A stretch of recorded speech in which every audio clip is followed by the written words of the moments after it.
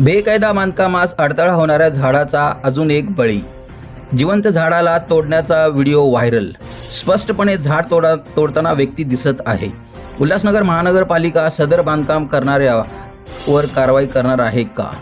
सदर झाड तोडणाऱ्यावर सदोष मानवहत्येचा गुन्हा व्हायलाच पाहिजे.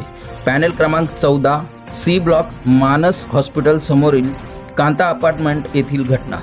पर्यावरण विभाग नेहमीप्रमाणे झोपेत असल्याचे दिसत आहे. उल्हासनगर महानगरपालिकेचे आयुक्त सन्माननीय अजित शेख आणि अतिरिक्त आयुक्त जमीर लेंगरेकर सदर झाड तोडीबद्दल कारवाई करणार का?